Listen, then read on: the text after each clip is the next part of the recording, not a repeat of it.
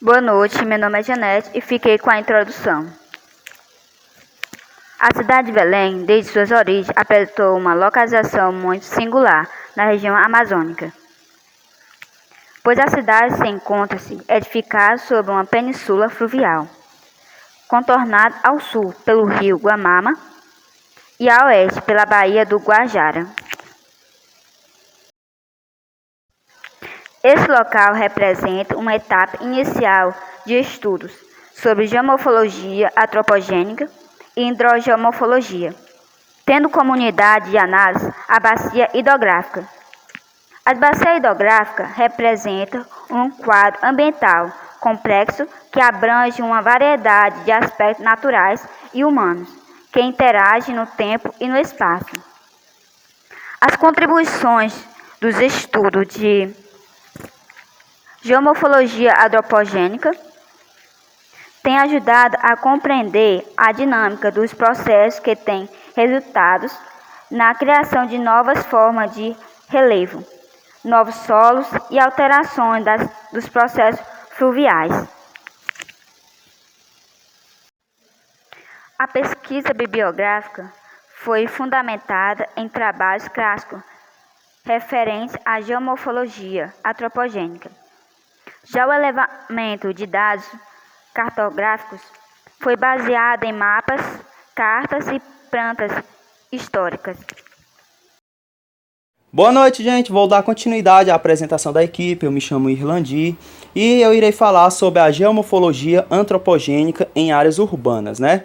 Aí, durante a década de 80, tivemos vários autores que em seus trabalhos eles trouxeram contribuições para o que seria as bases da geomorfologia antropogênica em áreas urbanas.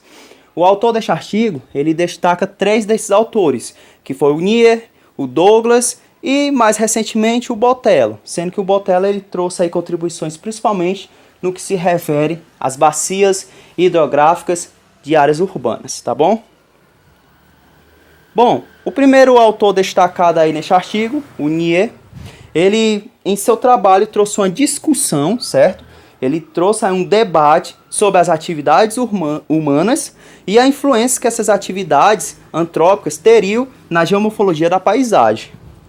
Um exemplo disso é na questão da construção de ruas e na expansão de áreas construídas.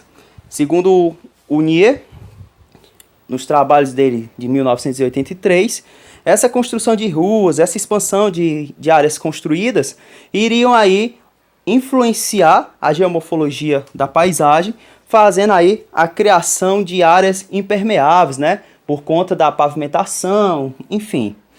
Outro exemplo também que ele trouxe no seu trabalho foi a questão do uso intensivo de água, que para o autor isso traria um desequilíbrio na hidrografia local. Além de trazer essa discussão sobre a influência que a atividade antrópica tem sobre a geomorfologia local, ele também fez uma classificação dos tipos de assentamento, né?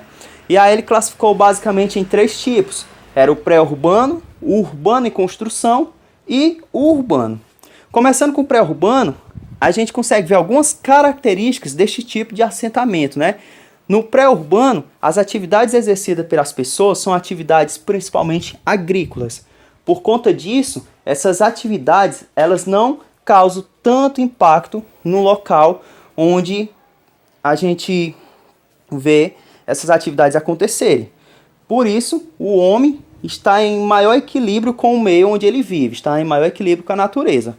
No entanto, por mais que sejam atividades agrícolas, por mais que sejam atividades de menor impacto, ainda assim nós vamos ter aí como consequência dessas atividades uma diminuição da evapotranspiração, porque com a atividade agrícola, né, muitas vezes as camadas vegetais são removidas ali do campo, fazendo com que aqueles vegetais responsáveis pelo processo de evapotranspiração não estejam mais ali e, claro, por consequência também, uma maior exposição do solo ao sol, causando aí maior sedimentação aí nesses locais.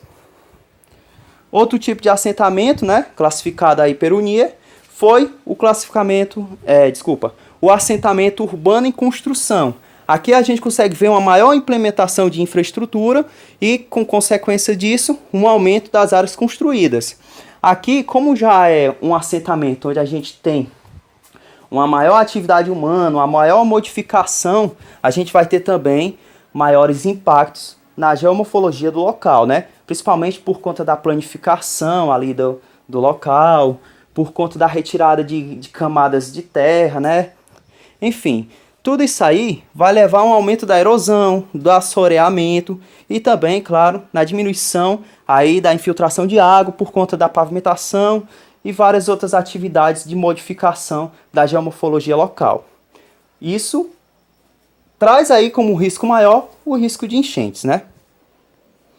E aí, por último, o último tipo de assentamento classificado por NIA foi o urbano, onde a topografia já está totalmente modificada. O homem já modificou e transformou aquele espaço natural em um espaço totalmente urbano. E aí, vamos ter extensas áreas impermeáveis e os sistemas de drenagem, eles se tornam então sistemas artificiais, né? Pois muitas vezes a gente vê cidades com pouquíssima ou quase nada de infiltração, por conta da pavimentação e de outras modificações do relevo local. E aí é preciso ter ali um sistema de drenagem que joga essa água para fora das cidades. Já o Douglas, em seus estudos, em 1983, ele classificou como algo importante, algo que está na base da geomorfologia antropogênica, né? O estudo da topografia e dos processos morfológicos atuais. O estudo da topografia nos leva a conhecer o relevo, onde está sendo causadas essas modificações pelas atividades antrópicas, pelas atividades humanas. E os processos morfológicos, ele fala atuais porque ele está considerando justamente as modificações ali causadas nos processos morfológicos por conta da interferência humana. E aí ele ainda diz, ele alerta que a falta desses estudos chega a ser um contraponto aí no registro histórico dos problemas geomorfológicos e hidrográficos, né? Uma vez que a falta da realização desses estudos não permite à pessoa conhecer possíveis problemas antes de construir ali uma cidade. E aí, como consequência, pode acabar faltando uma política pública voltada à solução desses problemas, justamente por não ter realizado esses estudos com antecedência. E para finalizar, né, o último autor aí citado neste artigo foi o Botelho, 2011, que, como eu já tinha dito antes, o foco dele foi principalmente voltado às bacias urbanas, né? Ele classificou as bacias urbanas como sendo bacias que funcionam dentro de um binômio. Este binômio ele é realizado aí entre escoamento e infiltração, porque basicamente é isso que acontece com as bacias hidrográficas urbanas. Ou elas estão em um processo de escoamento ou infiltração, sendo que o de infiltração, por conta de toda a modificação do relevo, da retirada das coberturas vegetais, da pavimentação, do aumento demasiado de áreas construídas, a infiltração quase é nula, quase não acontece, ocorrendo muitas vezes aí apenas o processo de escoamento, onde isso vai afetar principalmente áreas, regiões das cidades que estão ali em um relevo mais baixo, se comparado ao relevo de onde esses recursos hídricos vêm escoando, tá bom? Boa noite, meu nome é Elias, eu vou falar sobre a geomorfologia urbana histórica das bacias da área central. Geomorfologia é a área que estuda a origem e a estrutura das formas de relevo. A cidade de Belém foi construída muito defensivo junto à baía do Guarajá com altitude de 10 metros. Segundo Mira, a paisagem do Piri era formada por um grande lago que criava uma imensa bacia alagada no interior de Ubi, em Belém. Muitos autores destacam a importância do igarapé do Piri como um elemento da geografia urbana, porém existem os problemas de saúde pública. A solução seria a criação de uma rede interligada de canais com a construção de de um lagamar que seria formado pelas águas de inundação dos rios. Então a cidade de Belém é uma cidade que fica entre rios, né? E esse piri era um alagado que quiseram fazer a sua dessecação, né? Que foi uma obra inclusive feita pelos escravos, que deveria ser feita pelos escravos. Então a cidade de Belém foi construída entre águas, o que não permitia que a cidade crescesse. Em 1771 iniciou-se uma obra de aterramento do igarapé do Piri, visando a urbanização da área para interligar bairros. Tinha a finalidade de higienização. Então essas águas não permitiam a expansão da cidade, e estas águas podiam trazer problemas relacionados à saúde. Por outro lado, essas bacias fazem parte da geografia urbana da cidade. Olá, me chamo Shelene Moraes e faço parte do 5º semestre em Ciências Biológicas. Em 2004, a SABE discute a problemática das terras baixas da Amazônia brasileira e destaca que reduzida a amplitude topográfica dificulta a caracterização de diferentes superfícies em função da necessidade de escalonamento e correlações topográficas entre as unidades de relevo. No nível de terraços de Belém de Marajó, corresponde ao mais baixo dos níveis regionais de terras firmes da Amazônia brasileira e podem ser encontrados tanto no arquipélago Marajoara como em Belém, e nas zonas ribeirinhas do Rio Pará e em diversos recantos internos do antigo Golfão Marajoara. No que diz respeito ao relevo da Amazônia, Moura caracteriza o nível de Belém-Marajó como um teso, ou seja, a denominação regional de um terraço de idade geológica mais antiga que os níveis de Várzeas e Agapós, e que certamente é de período pleistoceno. Os terrenos que formam a estrutura tabular do sítio urbano de Belém apresentam altitude média de 6 a 15 metros sobre o nível médio dos mares. Essas feições elas evidenciam que os processos de terraceamento que ocorreram durante o Quaternário antigo e recente para essas superfícies são intermediárias e recentes, ou seja, esses níveis são considerados como resultantes de uma série de movimentos verticais, positivos e negativos, do relevo que levaram à superimposição do sistema de drenagem e que sofreram grande encaixamento na estrutura sedimentar, por meio de processos de terracimento que formam pequenas falésias observadas em Belém e Icoraci. A geomorfologia do sítio urbano de Belém pode ser dividida e classificada em 4 níveis de superfícies diferenciadas.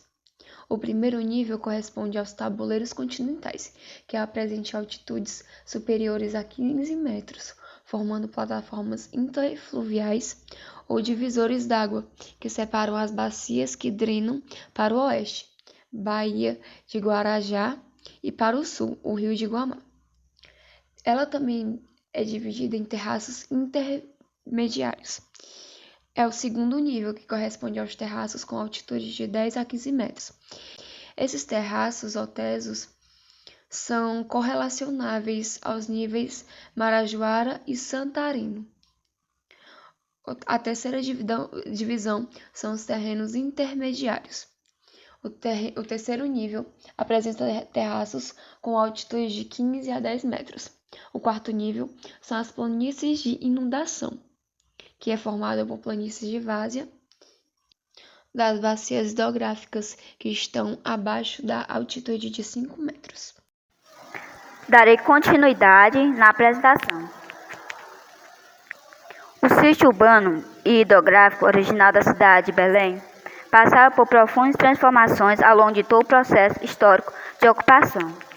Durante o século XIX, no governo de Curde dos Arcos, a cidade passou por transformações antropogênicas de ordem fisiográfica e morfológica.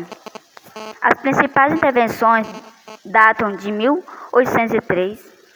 Podem ser observadas as obras de aterramento de drenagem na bacia de Piriri, que modificam a extensão da planície de inundação e o traçado meandrante do Iguarapé do Piri.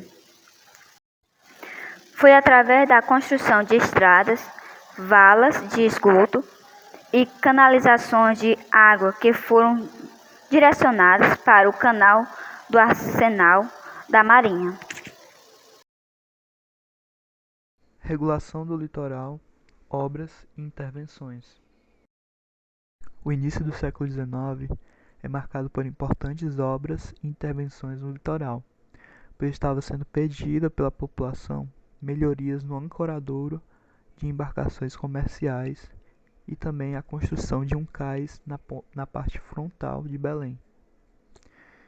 No litoral da cidade era irregular, com muitas desembocaduras de igarapés e baixadas pantanosas, sendo necessária a construção de plataformas de madeira para receber as companhias de navegação e também a exportação de borracha. Foram construídos diques para a contenção de enchentes do rio Guamá e Baía do Guajará, além de que em 1839 a 1849 foram iniciadas as obras de contenção que se estendia do Forte do Castelo ao Forte de São Pedro Nolasco para fazer um aterramento e o calçamento das primeiras ruas de Belém. E posteriormente, um dique foi estendido de Fortinha até Escadinha.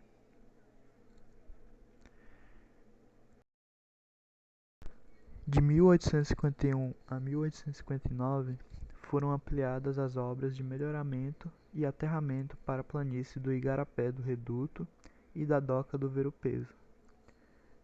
Nas áreas mais elevadas foram realizadas obras de estaqueamento das valas do Pau-d'Água para a saída das águas do Largo da Pólvora para a Baía do Guajará através da Doca do Reduto, sendo aí abaixo apresentado na imagem a Doca do Reduto.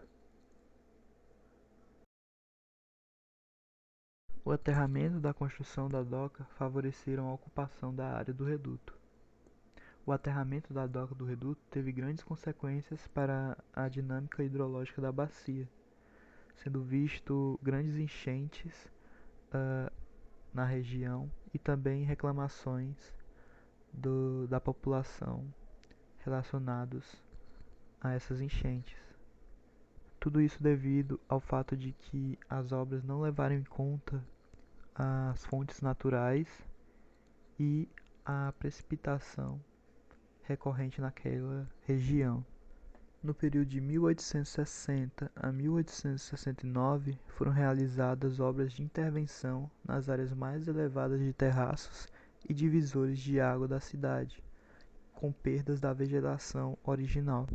E em 1860 foi elaborada a planta topográfica do litoral pelo engenheiro Luiz Eduardo de Carvalho.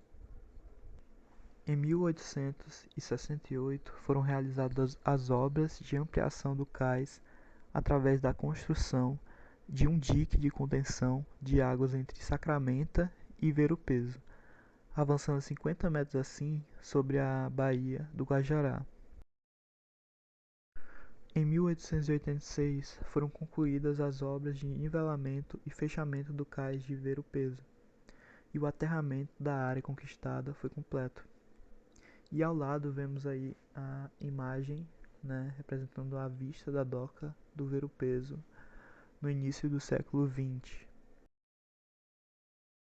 Em meados do século XIX, havia grande necessidade de se criar espaços destinados aos loucos da cidade, tendo como a principal intenção retirá-los dos meios urbanos. E na época havia um grande debate sobre o que fazer com essas pessoas, até que optaram por criar casas destinadas a elas. Até que no começo do século XIX foram instaladas as grandes estruturas asilares.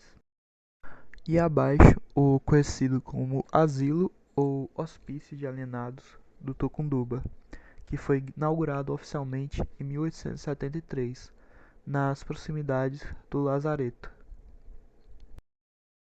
E com o aumento dos óbitos relacionados à varíola, a Santa Casa, em 1873, começou a adquirir terras para a construção de um novo cemitério, que foi denominado Santa Isabel.